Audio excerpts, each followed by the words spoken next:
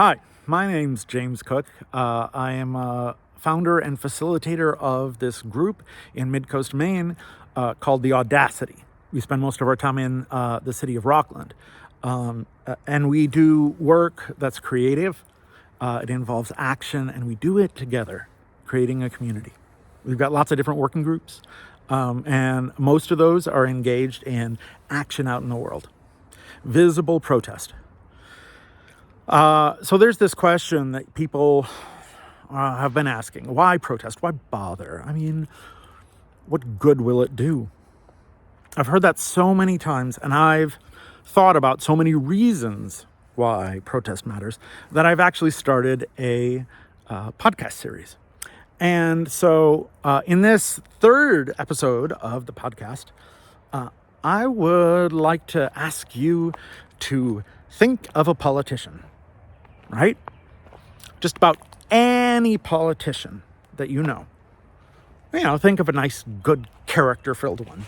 What's their motivation? What causes them to change their mind?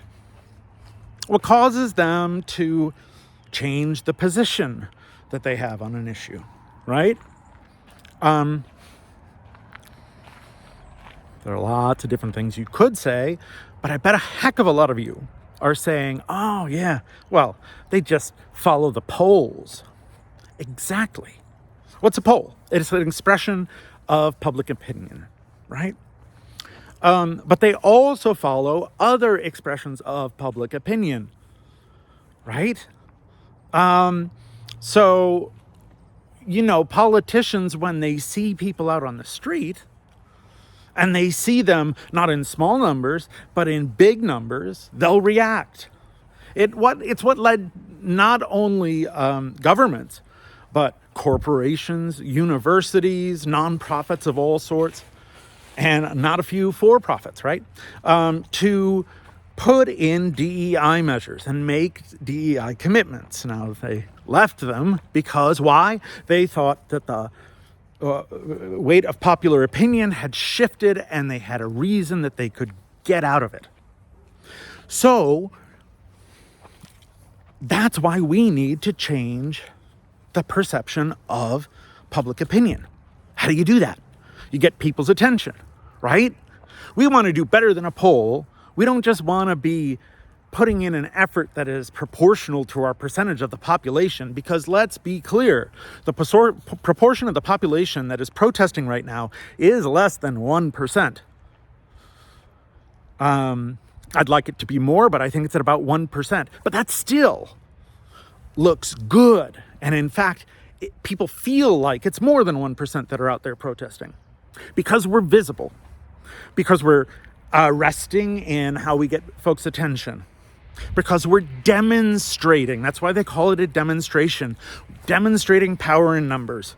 And there's that old saying, I think it's from the 60s, that says, when the people lead, the leaders will follow. That's why we protest. We get them to perceive that the majority of the people in this country have had enough. And that will help politicians feel like it's safe for them to finally stand up to a tyrant, not just in speeches, but in deeds. That's what we want, right? So that's how we get it. And at the same time, we're going to be demonstrating to other members of the public. First, we're going to be demonstrating that protesters are everywhere. We are establishing ourselves as the voice of dissent. And we know from research in social psychology that having a single dissenter in a room decreases conformity pressures among educated and uneducated people, women and men, middle class, working class, upper class. It all works. You don't have any dissenters around? People conform to what they believe the majority to be. But one person stands up with dissent, and all of a sudden the conformity breaks and people change their mind and they start to behave more independently, which we think is good. They start to think for themselves. And they see that we are making it safe. I mean, look, there hasn't really been violence at these demonstrations because Nazis are fucking cowards. Just, hold that thought. These cowards always run. They always do. And they'll run more when you see more people on the street. Because that's what bullies are like. They feel like they're weak, right? So they'll pick on the vulnerable first. You make sure that your protest group is not vulnerable. And you demonstrate to others that protest is viable. Then the media is going to be covering it. And then it will seem like it's everywhere. We're going to do it in a fun way. Our group is singing songs. We are making up our own music. And people dig that. We are the place of joy. We protest because we are demonstrating out to the world that it's okay to protest, that it's okay to make voice and give voice to the qualms you've been holding in your heart. The people are with you. And we say back to the politicians, look, the times are changing back again. Time for you to get on the right side of the fence. And then we get change. Finally, this would stop. Wouldn't that be something?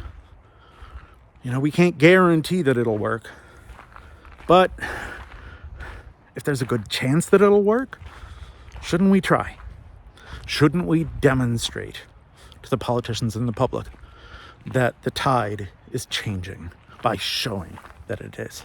And that's why we protest. And that's why we need you. Because every time there's another voice, we give people who can open their minds to think about it. Maybe to come on over as regular folks and as politicians. That's why we protest.